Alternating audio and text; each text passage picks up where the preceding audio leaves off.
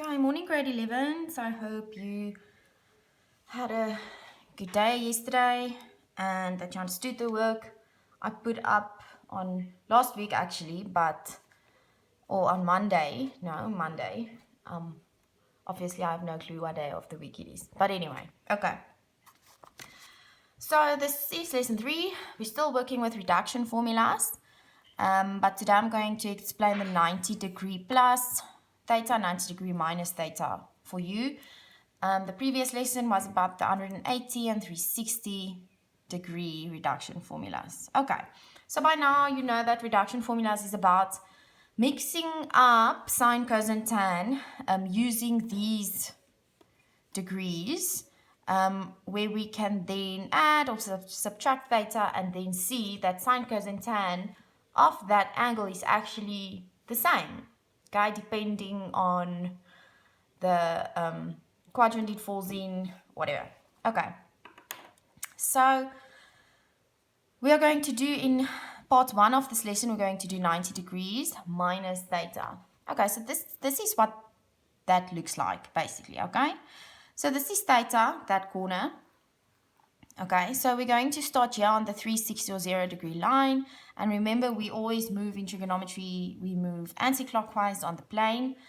So we're going to go towards a 90 degree line and then minus theta. So we're going to go back to there. And then we have our angle of that or this. Okay. And here you can see there is our 90 degree triangle. Okay, guys, remember, very important, 90 degrees minus theta is always in quadrant 1 in the first quadrant, okay? And in the first quadrant, all of the degrees, not degrees, all of the formulas, sine, cos, and tan is positive.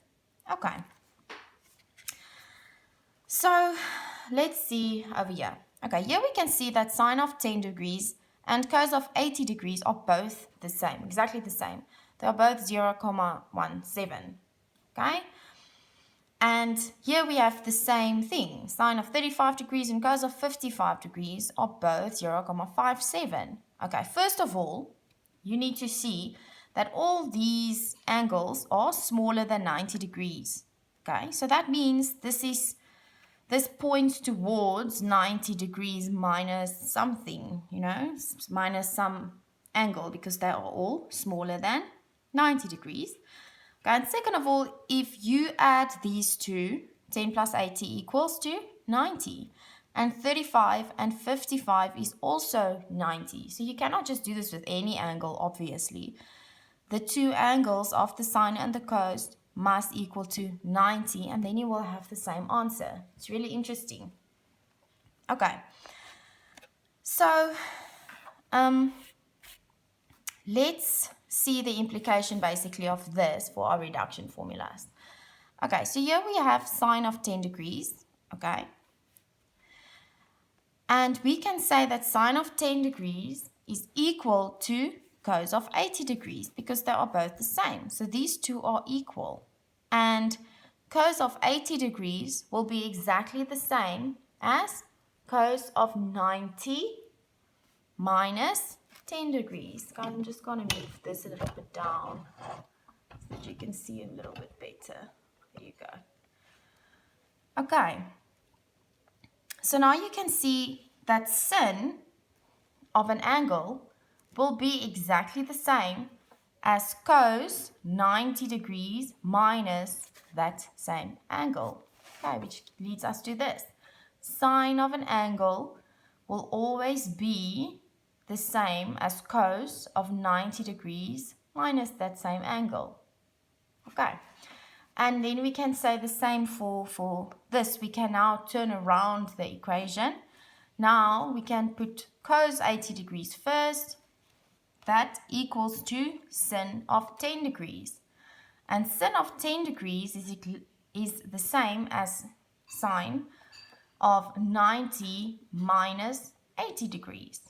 So, okay, cos of any degree, okay, any size angle, okay, cos of an angle will always be the same as sine of 90 degrees minus that same angle. Okay, guys, can you see here? They look the same. Okay. Now we're going to look at the sign. Okay, negative or minus, not sine. Okay. So for 90 degrees minus theta, it's easy because this angle falls in the first quadrant where all of them are positive. Okay. So very important. When you use 90 degrees, okay, the sin can change to cos and cos can change to sin. So when you see that, okay, or when you add the two angles and they add up to 90, you can change the sine to cos and cos to sine. Okay, and here 90 minus theta will always be in quadrant 1, which means everything will always be positive. Sine and cos are positive. Okay, and please also take note, guys, we are not working with tan in this reduction formula. Okay. So let's see what that means in practice, basically. Okay, simplify this. Sine of 70 degrees over cos of 20 degrees. Do you see, guys, 70 plus 20 equals 90. So there's our first clue that we are working with. We can use a reduction formula here to simplify this. Because here we can't simplify anything now because they differ.